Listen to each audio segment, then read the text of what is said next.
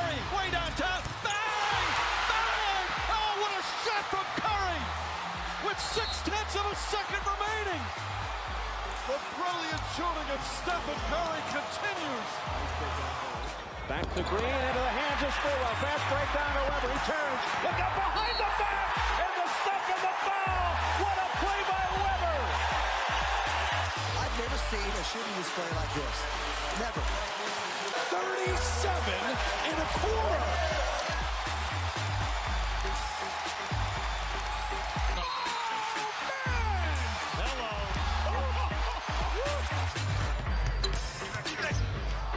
Curry analyzes, shakes the ball out of his boot. He takes a little swing and misses. Curry splits the defense behind the back. Fires a three. Oh, he puts it in. What a spectacular move. That could be the greatest move I've ever seen. Here's Curry for the record. It's good. There it is. Stephen Curry, the all-time three-point king in the NBA. Fuck it. We'll do it live. You are in the Warriors Huddle with me, Bram, and with me per usual, my master of all things video and sound, Maxime. How's it going? Maxime, fired up to announce the rejoining us after way too long. The former Golden State beat writer for the Barron News Group who covered the rise of a dynasty, a high-profile sports author who's contributed to so many media outlets, including Fox Sports Radio, Sports Central LA, and the Sporting Tribune, a fixture in the NBA world who took a charge from Ron Artest, earned a nickname from Bruce Frazier, and destroyed a mural of LeBron James, and a man whose recent Jimmy Butler article has me just all fired up, Mr. Mark Medina. What's going on, Mark? Bram, I'm doing well, Maxime. Even better to see you. I got to clarify a few things here, Bram, though. You forgot to include the Nick Young steal. You got to credit me for my defense. And secondly, I've said it before and I'll say it again. I did not deface LeBron James's mural. Look at the hands, look at the evidence. It's clean. Lastly, I know we're going to get into this, but I just want to forewarn you, Bram. If there is a Lakers-Warriors playoff showdown in either round, do not throw any insults at LeBron James. We saw what happened with Stephen A. Smith. And I'll just leave you all with this factoid here, because I know you're going to go LeBron, Steph. You'll crack some Bronny jokes. Look at the father-son duo. LeBron and Bronny have combined for 50,111 points. You know how many points that Steph Curry and Del Curry have combined for? 39,929 points. End of discussion. The only thing I heard there is that it was even better to see Maxime. If you said something after you said that, I'm not sure what it was, and you can fuck yourself right from the top. Also, whenever it was that you defaced that mural, it wasn't today. We're not going to see anything on your hands today. We're talking like years and years and years ago. So the truth is somewhere out there. We will ultimately uncover it. Mark, excited to see you, man. I meant what I said. I read the Jimmy Butler article. I got a bunch of questions about it. But before we get there, I've said this before. My favorite topic is also one we don't always get to do. We call it the off the court report. And what it requires is someone like you, someone who has access to all these teams, someone who spends enough time with the players and with everybody, who doesn't just see the shit that happens between the lines. You're there to see things off the court. And I'll tell you what, man, I was going to ask you about the Stephen A. LeBron beef. So feel free to give me information there, but just anything, because let me put this a different way. Both of us right now, you specific, you're the one who's got the access, but we're sitting in what I consider to be the center of the NBA coverage's world. As of right now, Boston continues to be the favorite. OKC continues to be the favorite in the West. But since the trade, and on both sides, since Luka went to LA and Jimmy came to Golden State, everybody is focusing on the Warriors and the Lakers again. They just happen to be the go-to things. So you are in the southern portion of the center of the basketball world. What have you seen, dude? Give us some stories. I think the best story, it inevitably involves the biggest story of the NBA this season, the Luka Doncic trade, because no one saw it coming. More and more, it appears more lopsided because of the fact that Anthony Davis got hurt. Then Kyrie Irving got subsequently hurt. And all of a sudden, the Lakers have this chance to make a serious run at it here. Obviously, the Warriors might have something to say with that, with the Jimmy Butler trade. There's other good contenders. But the two highlights of these stories, obviously Luka facing the Dallas Mavericks. But before the game, Nico Harrison, the Mavericks GM, He's sitting with this bright blue suit on at the scorer's table, not looking in Luka's direction while he's doing his warm up. And Luka's given the same energy. Like they're ignoring him. And when Nico Harrison walks off the scoreboard toward the entrance tunnel, a boatload of Laker fans are greeting him like he's one of the Laker greats and saying, "Great trade, Nico," and giving him a round of applause. Some of them were even asking him for his autograph. Since then, literally like every single game, it's normal practice for Rob Pelinka to be on the court. He's talking to different agents, he's talking to reporters, he's talking to players, he's talking, to JJ Redick and his coaching staff. And every time he steps on the court, he's just getting standing ovations from Laker fans. They're thanking him for the trade. He's basking in the glow. He's waving like, he just won the election here. So it's wild to see the surrealness of the aftermath of that trade.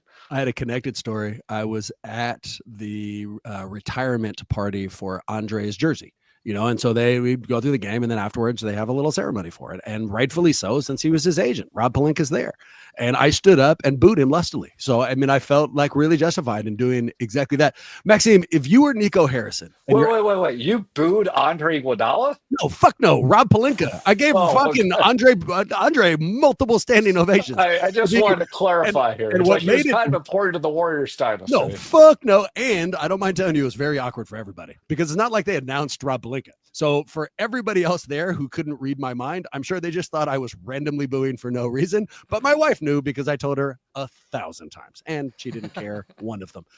Maxime, you are now Nico Harrison. You're at that game. All right. And so, the fucking attention, what you're out there feeling the anger and everyone else is like pseudo jubilation. What do you do? Like, would you go and talk to Luka?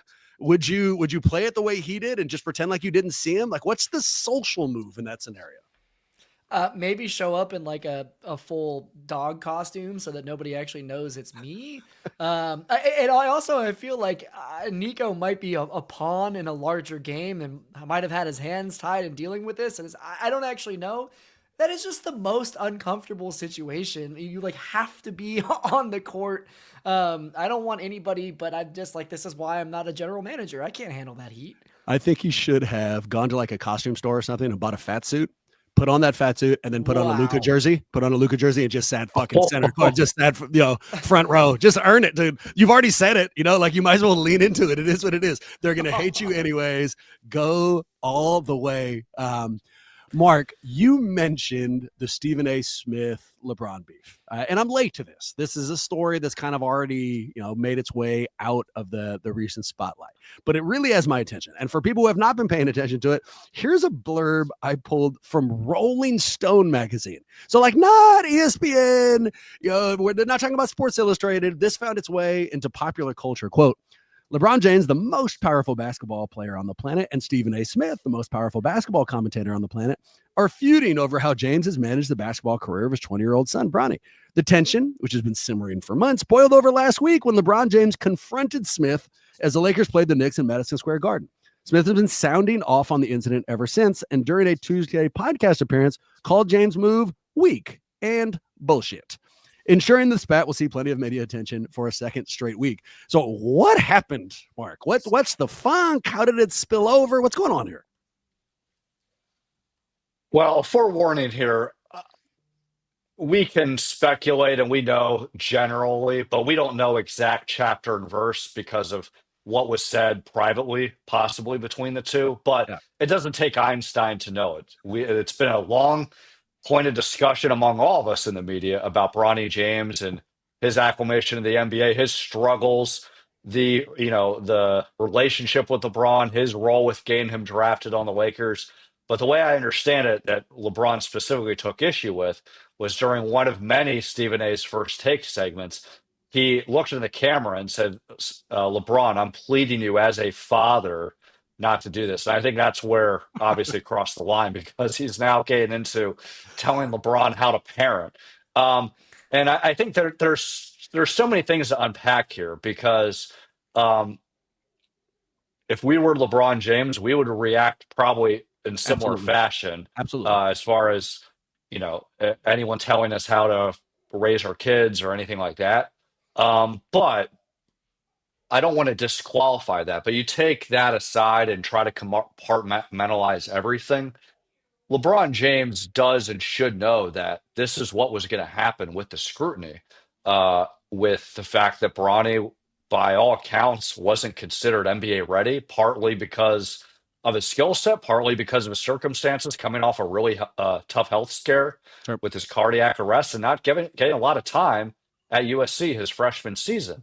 Obviously, the Lakers drafted him because LeBron James is on the team. And, I think in fairness to the Lakers, I don't exactly buy that they say LeBron had nothing to do with it, but it was a very convenient favor to do for LeBron because it's the 55th pick. It's a late draft pick. There's really no consequence with that. Historically, most second round picks don't do well. But I just think it reeked of, frankly, both sides wanting to have their cake and eat it too, Sure. where uh, LeBron can't play this kind of influence behind the scenes and not expect any criticism for his involvement. And I would also say Stephen A can't throw this kind of commentary out and not expect any backlash. Yeah. And I thought this the way the spectacle, um, it was. I wish it could have been handled better. And again, I don't know if there were any direct or indirect conversations privately, but while LeBron has every right to obviously express himself however he wants, yeah, I couldn't help but think that there was a theatrical part to it, just as much as Stephen A provides his own theatrical parts to First Take. So it just felt like, it's two people slinging mud at each other and everyone comes away not feeling great about it. It's like a Venn diagram of inappropriate behavior, and the places where it intersects is actually good content. They neither of them should have been doing what they were doing, but fuck, we really want to talk about it. And look, I'll interject here. Like, I'll be honest. Like, we're in the media, we always root for content and things to talk about. But I think that this really illustrates, frankly, what's wrong with the state of media these days, where you have on one hand people giving like really hot takes, doing, it shades into some personal troll type comments, and then you have the other reaction where all of a sudden reaction from certain media members reek of sycophant behavior and trying to, go overboard with all this praise as if any of that commentary will get in LeBron's good graces. Like, both kinds of styles are frankly, unseemly, and it's unfortunate that's how our industry is, but that's one of many examples of it. I'm going to support you, but first I'm going to take a shot at us. I read this unseemly content. I was like, I can't wait to talk about it. And here we are. So fantastic. But here's how I'll support you. And I'm stealing this. I think I'm stealing it from the Off Guard podcast, but I'm not positive. But what somebody said, not me, was that ESPN used to exist on the highlight business. And I was a part of we would all tune into Sports Center and then excited to watch the highlights as they went out. And I'd watch it multiple times. It would always be on in the background. And then social media happens. And social media, at least for the NBA stuff, specializes in highlights. I don't need ESPN. I can go to my phone and I'm going to see all the things I previously had to wait for the big show to show me. And so by the time I'm turning on ESPN, that content is no longer going to keep me there. I'm not going to be there to the commercials because I've already seen it. And so they've had to pivot. And now what they're doing is fire takes, not fire like good, fire like, whoa, what did he say? And then that's what they have to do because they're trying to get you to stay. And the sports shit is not going to get you to stay because I've already seen it. But that's not the follow-up I wanted to ask. The follow-up I wanted to ask is, you've had conflict with LeBron. You fucked up his murals. Has he ever confronted you? Like, has there ever been anything where he came and talked to you and said anything, or no? That's all been like behind the scenes. No confrontation because it never happened. I mean, come on, Bram. Like, what else do you need me to do? Do we need to take this to court to show that I'm innocent? We'll see. We'll see. To be further litigated. Real follow-up. You have now covered very closely what I would consider to be two of the top 5 players of all time. We can argue about where Steph lands. I think everybody unanimously would say LeBron lands in that top 5. But between Steph and LeBron, possibly top 5 people, how would you compare the way that they deal with the media? Do they have a similar approach? Is it different? Like, who are these guys off the floor as far as what they show you? Yeah, the similarities is that Steph and LeBron know they have a megaphone. They know they're one of the key faces of the NBA, and they're very professional. But I think the key difference is Steph Curry seems more approachable. He's more amenable toward talking in depth or having one-on-ones. LeBron, he's a businessman. So he does what is needed from what the NBA asks of him, but he also knows that he has his own platforms that can monetize content. So, very rarely, unless it's with broadcast partners, does he give any individual, time. But as a media member, I was never and will never be one of those media members that complain when you don't get exclusives or additional time. I think the really important part for me is that they're available after games or practices in a group setting because one, that's one of their contractual obligations with the NBA. One of the Sure. reasons why the TV rights deals are so high is it comes with this understanding, both said and implicit, that they're paying for players to be accessible because that's what helps drive the popularity of the game. Sure. And then I think secondly, just from a leadership accountability standpoint, whether you're having a milestone or things aren't going well and there needs to be a message from one of the key players, I think that's very important. I think to both players' credit, they usually are available. There are some rare exceptions where LeBron hasn't done that, but I would say 99% of the time he does. So when it comes to LeBron and Steph, clearly different NBA paths, different skill sets, different personalities, but I think that there's more similarities than differences with just how they handle the media and the role that comes with it. Maxime, I didn't prep anybody for this. It's coming kind of off the top of the brain, so maybe we'll do it on a later segment. But if you had a choice, let's say go back a few months. We're now in Paris. The United States has just won the gold medal. And on one side, LeBron and his entourage are going out for the evening. On the other, Steph and his entourage are going out for the evening. You have an invite from both. You can go out with either entourage. Where do you go? All right, so I definitely go out with Steph, and then now that we can pull that soundbite, fuck no, I'm going out with LeBron. I don't get the sense that Steph is very much fun outside of things. I mean, as a Warriors fan, I kind of want to hang out in his shadow. But if we're talking about an entourage and going out to party, like I just have more affinity with the LeBron side of things than the Steph side of things, and we can leave it at that. So I know exactly where you're coming from, and I think that in theory, I would probably prefer like the louder entourage experience of LeBron. Like we're going to some club, we're going big, whatever it is.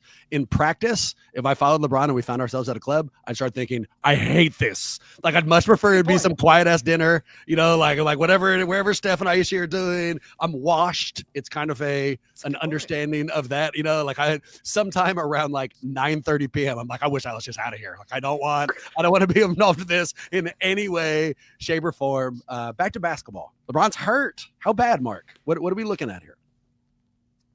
Yeah, he has a groin injury. No definitive timetable, but I saw that Sham Sharani from ESPN just reported like about an hour ago that he traveled back to Los Angeles. The Lakers are going to play Milwaukee on Thursday.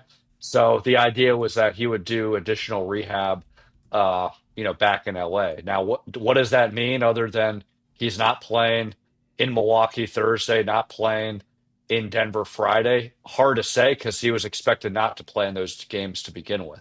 The initial reporting from Shams is about 1 to 2 weeks, but we don't know. But for what it's worth, LeBron said after the Lakers game against Boston that he did not think this groin injury was as severe as the one as he suffered when the Lakers played the Warriors Christmas Day 2018. That injury caused him to miss the next 17 games.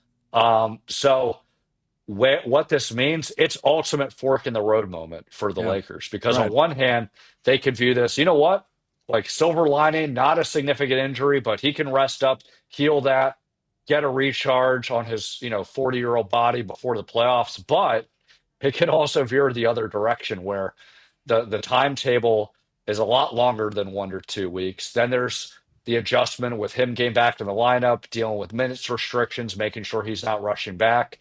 Right. And trying to make sure that, look, LeBron James knows how to play basketball. So does Luka Doncic. We've seen that pairing is really, really good, but just what the chemistry adjustment will be like for everyone else. And so we don't know whether they dodged a bullet or if worse things are to come here. Even if he hits the ground running, even if there's no stop in chemistry and they're playing phenomenally well from the second he starts playing, 2 weeks could make a difference. Right now, the Lakers are third, notable because they were second when the week started. They are only 1 game out of second. They're also only 2 games out of fifth. So 2 weeks of no LeBron could mean some big changes. And directing this towards the Warriors, it's not immediate, but the Warriors are currently 6th and they are only 2 games out of 5th. So there is a chance where Lakers and the Warriors can match up in a first round of the playoffs, which leads to, so I'm going to ask you, and I want you to answer immediately. I'm going to ask you, if that happened, if there was a Lakers-Warriors matchup in the first round, who do you think the matchup would favor? Before you do, in case it'll help influence your answer, I want to read you a piece from an article from an author I genuinely enjoy, someone who knows what he's talking about. The article is entitled, "With Jimmy Butler's Impact, Can Warriors Now Win an NBA Title?" It's written by Mark Medina. Here's a quote. "Without even brewing his famous coffee, Jimmy Butler has awakened the Golden State Warriors by giving them a figurative espresso shot. The ingredients? Instant offense, better floor spacing, and improved defense. The flavors, competitiveness, joy, selfishness. By consuming this beverage, the Warriors have instantly transformed themselves." You wrote that, my friend, and I'd like you to use that information. If the Warriors match up with the Lakers, who has an advantage?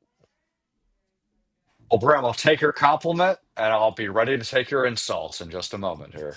Assuming that injuries are mostly equal on both sides, I would take the Lakers. Here's why. Jimmy Butler and Steph Curry have been amazing. If you look at the numbers, which I mentioned in the article, Steph, I think, has jumped his scoring average by 5 points. Jimmy Butler has produced offense in ways Steph Curry hasn't had to, from the mid-range, getting free throws. Steph Curry doing Steph Curry things from three-point range. But I don't think it's an insult to say that you look at LeBron James and Luka Doncic. Those are 2 generational talents. Steph Curry is as well. Jimmy Butler's an all-star, but not a generational talent. So that's point number 1. Point number 2, I don't know if this will sustain, but so far it hasn't dropped off.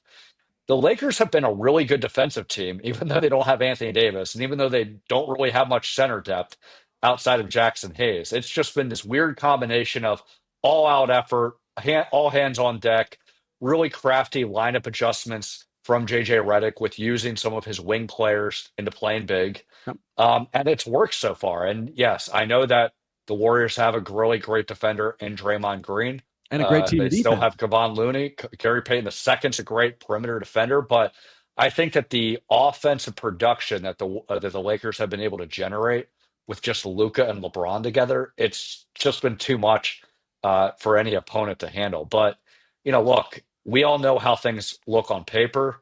How do things look in reality? It's always inevitable in the playoffs that not everyone's 100%. There's always adjustment. So I do say the Lakers, but to assuage your F-bombs that are about to come here, things can very well change, not just because of health, but because of adjustments and also some of these trends not exactly holding up in a 7-game series. There is something brewing. I mean, not breaking news, and not something that I'm gonna read in a box score. But there is something brewing about what Jimmy adds to this team. We're going to do a glass half full in a moment here. The thing I was going to point out, the thing I liked, are triple doubles that are gotten by people who aren't trying to get triple doubles. Jimmy Butler ended up with a triple double against Portland. My experience, normally speaking, when that happens, the player who gets it is going for 1 or 2 of the stats and then falls into the third. Steph might be going for points primarily, assists maybe, and if he looks out with rebounds, triple double. Draymond's probably going for rebounds, assists as well. And then if he lucks out with 10 points, triple double. When Jimmy got that triple double, he wasn't going for anything. What he was going for is just whatever the right play was. They needed a rebound, they got it. If they needed the right pass, he made it. The connectiveness that he is adding to this, in addition to the fuck you energy that Draymond and Jimmy will occupy in a playoff series, I'm not sure that any analysis of a matchup can be made based on paper. And I heard you. I understand generational talent, although I'll push back. Of course, LeBron is generational talent. Of course. Is he still right now? He is unbelievable for his age. Absolutely. He is an all-star. Absolutely. Is he right now a generational talent? If he was a rookie this year or a fourth-year player and you took away everything else, we're not looking at his past. We're looking at this season. Do you think he is still more impactful than Jimmy Butler this season?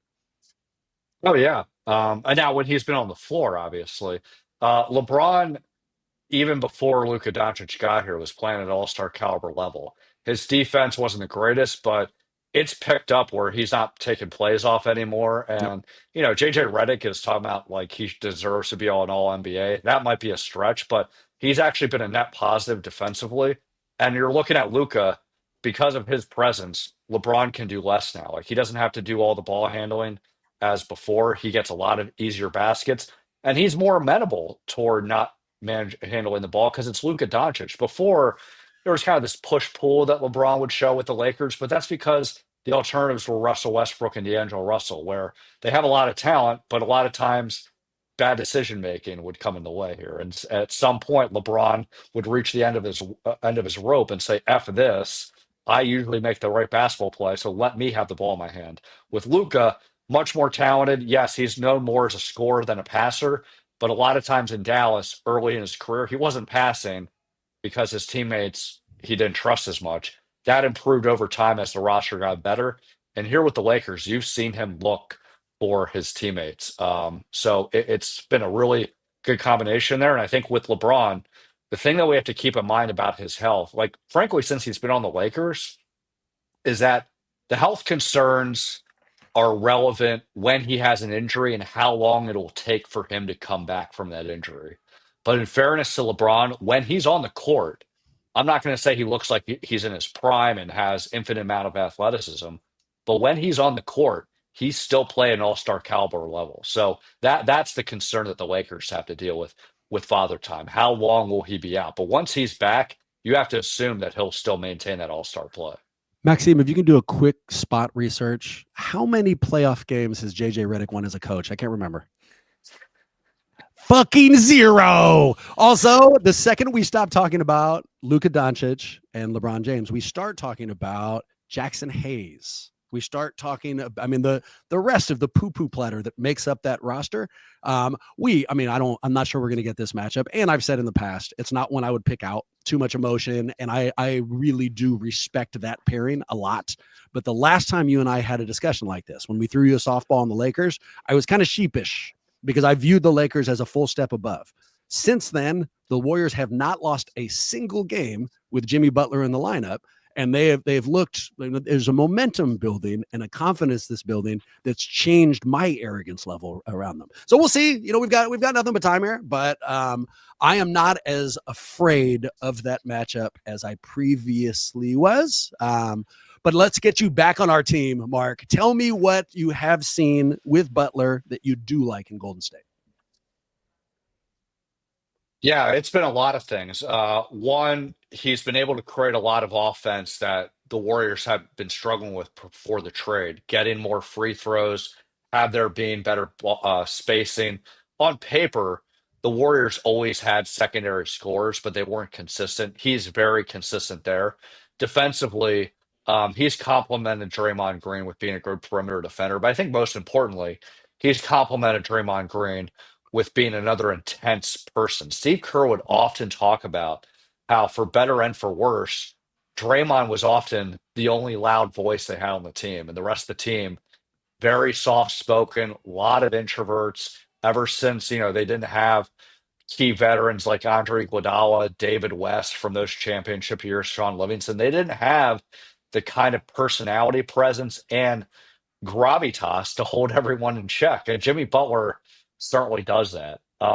So I don't think any of this is surprising. All of his issues in Miami were very specific to Miami, that he didn't like that he was not getting a contract extension with him. He didn't like how his role was getting reduced with not having the ball as much in his hands. But once those issues were gone, now he's happy-go-lucky. Right. But he also has giant FU energy. And it's the same thing with Luka Doncic. So I think in fairness to both the Lakers and the Warriors, it's a toss-up if they match up. But here's the reality. If either team faces teams like the Grizzlies, Rockets, or the Wolves, or even the Clippers in the first round. Like they're steamrolling through all those opponents. The Lakers and the Warriors have caught light in a bottle with these trade deadline moves. They've been playing their best basketball, and all those other teams that we talked about, they're either inexperienced or have too many other injury concerns to take them very seriously. We skipped over, Maxime, the glass half full. I went right to the off the court report. This feels like a good little transition.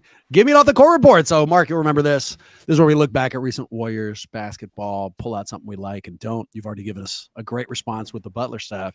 Maxime, what do you got, man? Anything sticking out to you? I mean, there's a lot sticking out. I think one of the things that's sticking out is that we keep on using the term "something brewing" in Golden State when talking about Jimmy Butler, which just feels like we're just stepping into these puns left and right. Big face. Guilty. Yeah, big face. But it's the truth. It's very exciting, and you're seeing it unlock a lot. But we've already talked about Jimmy a bunch, and we're going to talk about Jimmy a bunch more. It's definitely very exciting. One thing that I noticed. There was a conversation that Steph just had on the Steiny and Guru show. I don't know if you guys saw this yet, but if you don't mind, I'm going to pull up the quote because I think it's a pretty exciting representation of where we're at and the mentality around the team. So here is Steph. I know as much as you can share with us. 2022, you shocked the world. Nobody saw the Warriors winning it. You guys got up to that great start. This season starts, I was like, I don't know. And then you make the trade. But, Steph, I told Stoney and the listeners, I mean, you're as frisky as all outdoors. You got a pep in your step. Do you think about number 5? Can you taste it? Do you feel something? We talked about it. Somebody asked me this summer, like, what are you still playing for? That's literally the only thing you're playing for.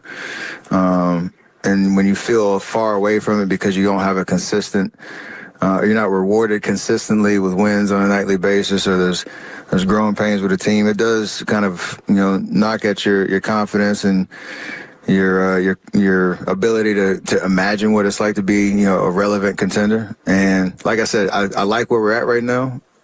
I think we have what it takes to do it. But I'm not fast forwarding to saying, oh, we're a championship team right now, because we have another level to get to before we get to a playoff type environment. So, I mean, specifically what's exciting to me is the very last thing he said, right? It's the context of both there is something there, there's the potential for a fifth, and we have another level to get to. I think that level includes Jonathan Kuminga coming back into the squad after 31 games missed tomorrow night. And Steve Kerr saying that he's been in conversation with him a bunch, that he understands that he's going to come off the bench to start, and it sounds like Kuminga is in a good place mentally. We'll see how that translates to the actual playing time. There is both something happening in the present that is very exciting and something that we are building towards as well. When we already have momentum on our side, to know that there are additional pieces and we have some time to bring them back into the lineup, it's really exciting. I think what the conversation we were having earlier reminded me of in 2022, right around this time, it was mid-March, Steph went out with a foot injury. And in a lot of ways, I think that gave him some rest, right, going into the playoffs. That might have been really huge because he was carrying a lot of load going into that season. Now, a foot injury is quite different from a groin injury. The age range is quite different too. I'd be a little bit more scared in LeBron's case that it's going to be a little bit harder to come back from. But I think you could see momentum potentially building with LeBron gets some rest going into the playoffs. But we also have some momentum going too, right? With Kuminga coming back, with Jimmy knowledgeably being a different person in the playoffs. I think there's something brewing in Golden State. 2 follow-ups. All right. Then my own glass empty. And then I'm going to talk to you about JK. Okay. Follow-up number 1. I read somewhere this is the 3rd straight year LeBron has missed time in March. I don't think it's a real injury. I don't think he's trying to get rest before they go in because of how close they are in the standings. It wouldn't make any sense, but worth pointing out. Follow up number 2. I love that friend of the show, Guru, used the phrase frisky as all outdoors. And even more specifically, I like that he used it with a vocal inflection, suggesting that that's a phrase that all of us use. No one has ever said that at any point. So shout out to Goo, nicely handled by him. And then my own glass empty. Boys, you know what I don't like? Fire alarms at fucking games. I was at the game on Saturday. I went with the wife. We are sitting there between the first and second quarters. They have a violinist. There's a woman out there playing an electric violin to cover songs. And so I'm like tuning in and out, enjoying being there. And then a fire alarm goes off. And you want to ignore it the way you ignore like car alarms or fire alarms, honestly, in big buildings, like it's annoying, but you're not going to react. And then the big board lights up and says, evacuate, get out. Everybody has to leave. And so like however long it takes for 15,000 plus people to get up passes, we start to walk out and we get to the foyer of Chase Center, not through the doors. And then they now announce, okay, no, it's good, clear, come on back. But what I didn't know then, and it makes sense, they didn't want the players to get cold. The second that they got the clear, they allowed everyone to play. So for the fans, we get out of our seats with a 6-point lead. We come back to our seats with a 1-point deficit. And it was like, what the fuck? It's like going to the bathroom during a sitcom and then like your favorite character has died. It's like, what happened, dude? Like, what's going on? Why did they continue to play? So they pulled that game out. It's fine. But it's something I didn't like, which finally leads to the JK question. All right. So it's a lead up, Mark. Your article's title was with Jimmy Butler's impact, can Warriors now win an NBA title? I want you to answer that.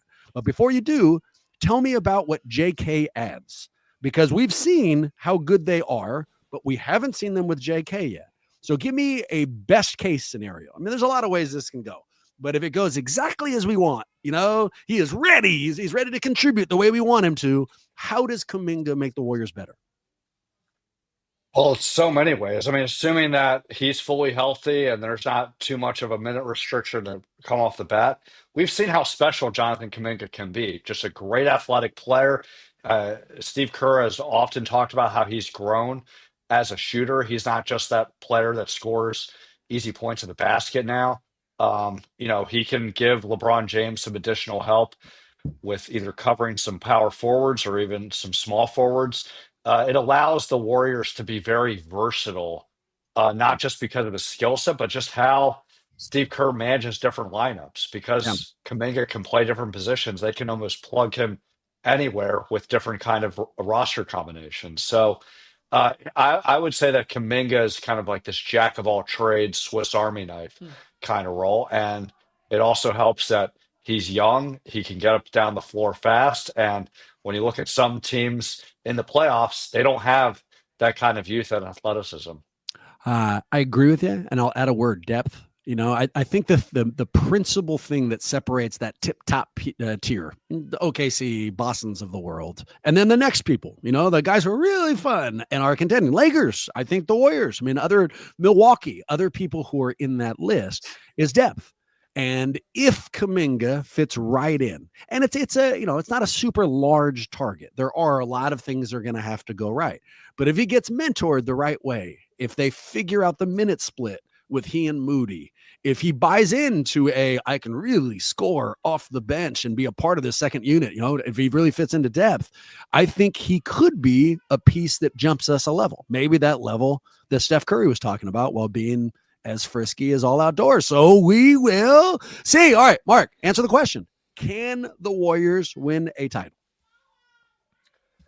Yes, they've opened the championship window. Now, I don't know if they're going to climb it, only because when you look at the top teams in both conferences, Cleveland, Boston, and the West, Oklahoma City, Denver, they just have more complete rosters. But we all know how the playoffs are. You all have experienced it through these championship runs. Things don't always play out the way they are on paper. Right. When you look at Oklahoma City, for example, they have a complete team, but Chet Holmgren hasn't played a lot of games. Can he Jalen stay Williams is hurt. healthy? Jalen Yeah, Williams is hurt Jalen right Williams now. is hurt. They're not a great rebounding team. Denver, yes, they're on a good streak now, but at the beginning of the season, if you weren't Nikola Jokic, you either weren't available because of an injury or you weren't playing well. Yep. When you're looking at Cleveland, yes, they are on a roll. They seem like a complete team. Kenny Atkinson, you all can attest to this, him being a really good assistant coach for Steve Kerr. He's brilliant offensive mind, but they've had a lot of regular season success, but only regular season success. And you know what teams went through that same patch? The Houston Rockets in 2018. You all know they lost 7 games to Golden State in the West Finals. The Phoenix Suns as well. They went to the NBA Finals in 2021 and lost. A few years after that, they thought they were going to get back. They flamed out early in playoffs, even though they played well in the regular season. Now, I will say it doesn't seem like Cleveland's makeup is like those teams, but until they've won in the playoffs, they haven't. So all those things could play in the Warriors' favor. And obviously, the Warriors, not only do they have Jimmy Butler, and let's keep using coffee puns, the espresso shot he's given them, but they have championship equity with Steph Curry, Right. Draymond Green, Steve Kerr, to a lesser extent, Kevon Looney. But I think the other thing is Steph's still playing at a really high level. Draymond Green's defending really well, not getting as many technicals as he was at least last season, where he's getting tossed. And some of the rotational players, they're playing a lot better with Jimmy Butler's presence there. So yeah, they're a championship caliber team.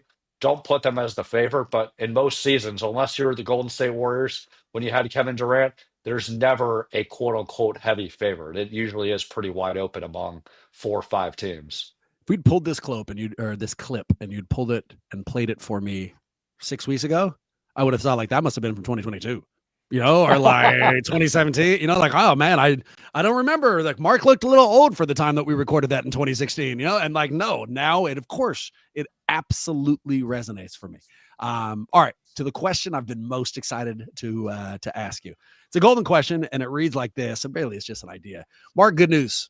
The video of you taking a charge from Ron Artest has gone viral. People everywhere love it. They are just about it. And so you, being a smart businessman, realize you want to keep a hot thing going, keep this momentum going. And so now you are going to go out and you're going to take a charge from another player on video. NBA complies. All right. They give you 3 options. You can take it from Isaiah Stewart, Steven Adams, or Dylan Brooks. Who do you select? And before you answer, have you guys watched Court of Gold? You guys watching that at all? Oh, yeah, of course. Did you watch that section with Dylan Brooks at dinner with his family? I'm only midway through episode 2. I've been very, very behind. The reason why, a lot of NBA basketball I've been watching. Yeah, I mean, you don't have to make it seem like we haven't been watching basketball because you haven't watched the goddamn documentary. There's other reasons. You settle down. I've watched a whole bunch of basketball and I've watched that documentary. And because you phrase it like this, I'm giving you a spoiler. You can cover your fucking ears if you want. But there's a scene in which, and to be fair, it makes me really like Dylan Brooks. There's a scene in which Dylan Brooks has brought his family out in Paris and he's interacting with them as one of the most thoughtful, sweet individuals I have seen on a documentary. And what it made me feel is that is that Dylan Brooks isn't an asshole. He just plays one on television. The way that like Anthony Hopkins isn't a serial killer. He just happened to play one in Silence of the Lambs. That like he wants to be seen in this way when he's on television. But when he's off the floor and when he's being him, that's not who he is. It's a total separation. But go ahead, Maxime, have you seen that scene? Yeah. But and it also reminds me of a different scene in the documentary where Kevin Durant says, like, when you play basketball with people, you see what their true nature is. So I think there's a key difference, right, between acting in a movie and actually being on a basketball court in an NBA game. But I digress. Yeah. Well, I mean, he also, a lot of that thuggish behavior isn't in his game. It's the way he holds himself on the fucking floor and the way he approaches it like a WWF entrance. The other thing from Court of Gold that fits into what we're talking about, Kenny Atkinson is part of the Francis staff. I didn't know that. I didn't know that he was French. I didn't know he spoke French. I didn't like, and it was just surprising to see him. Okay. Back to the question, man. Who do you take? Of those 3, which way do you go? Or, I mean, I'll add option D. Some innocuous, you can get somebody is not going to be a real physical specimen. Okay, so just to make sure, it's Dylan Brooks, Steven Adams, or who?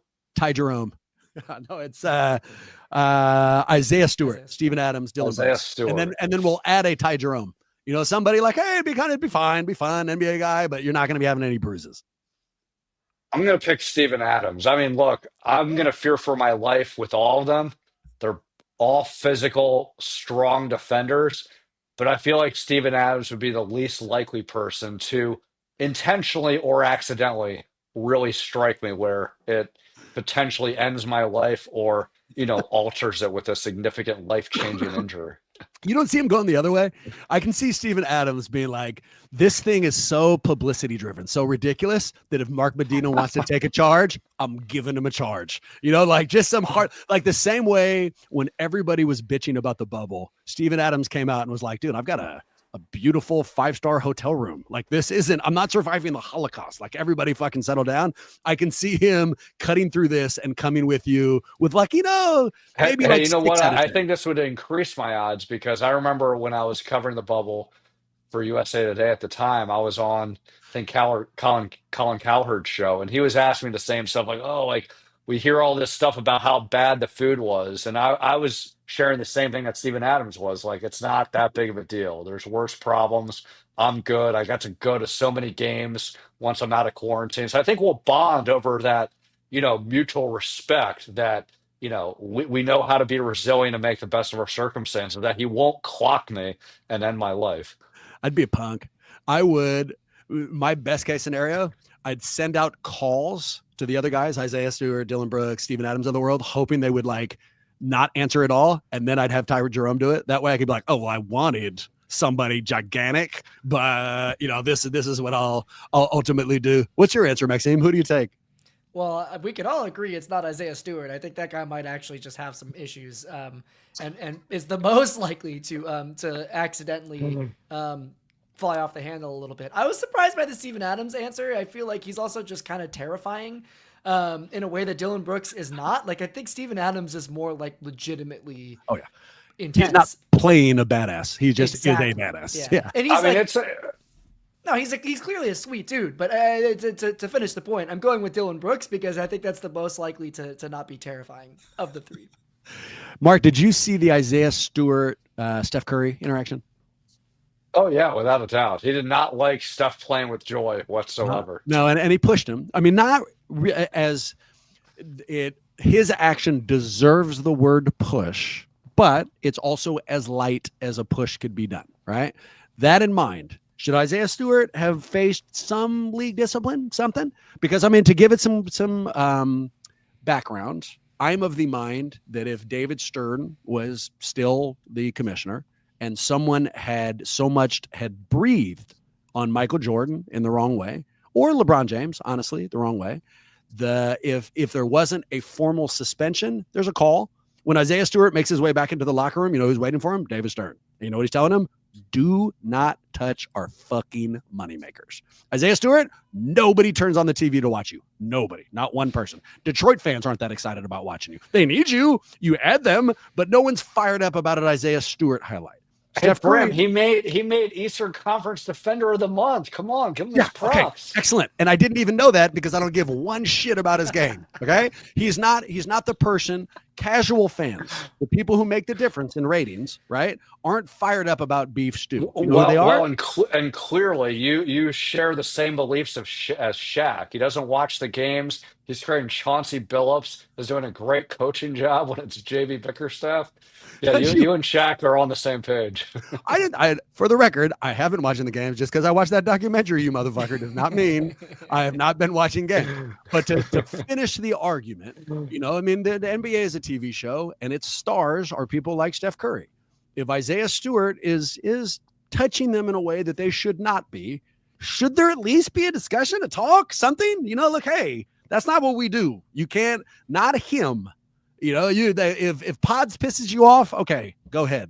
If the chef pisses you off, sit down and shut up because he's our moneymaker and he's making the difference on what, the documentaries are not focusing on the Isaiah Stewarts of the world.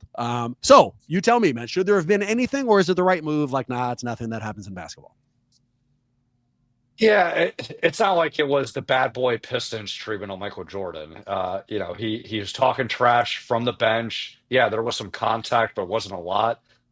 If David Stern was the commissioner now, I wouldn't be surprised if there was some discipline only because of bench decorum that you're not supposed to touch players that are on the court when you're, not in the game. But I don't think it would have been, a significant punishment. But I do think what you said, that David Stern would probably say to Isaiah Stewart is exactly what he would say because David did not hold back. He had a sharp wit and he knew how to hurl the insults as the best of them. Well, even if I was coaching Detroit, don't do it then, but they lose the game and Steph has predictably a pretty solid ending to finish him out. If I'm the coach, I go, the same way that people used to tell Jordan's opponents, don't talk to him. Don't talk to him. He's going to be excellent on his own. you don't need to give him something where now he's like, oh yeah, now I'm coming after you. I was at that game, like I said, that was the game where the fire alarm got pulled. And in stands, you can't really, it takes a while to shift out what's going on because it was on a gi and one and a big one. And so the fans are all excited. Then they say they're reviewing the play. We have no idea what. And then when they put it up on the board, I went from anger because don't touch our guy to excitement because, ooh, you touched the wrong guy. Like that's exactly what we need. So if I was Detroit's coach, now I'm going back there like, oh, we don't need that from you. You know what I mean? Like that, you don't need to kick a dog that is certainly going to bite us anyways. Now he's going to bite us that much harder. Mark, missed you, man. It's great to see you. I appreciate you not mentioning me fucking up the wedding photos in any way throughout this call. That was very classy of you. I love you for that. I am positive that way more people need way more Medina in their life. Where do they go? Yeah, well, social media, Mark G_Medina is the Twitter account. And then here's the writing. Sportskeeda, Athlon Sports, RG.org that had that Jimmy Butler column, radio with Fox Sports Radio, TV is Spectrum Sportsnet and CBS LA. And I would say, Bram, that I've fully forgiven you for missing this iconic Table 9 photo, but I also like to tell the truth on the pod, so I'll retract this segment. Cut that last part, Maxime. Got it. But just that last 10 to 15 seconds, just cut that right out of there. If you're looking for us, you won't be able to find me because I spend all my time just watching basketball games, just left, right, and center.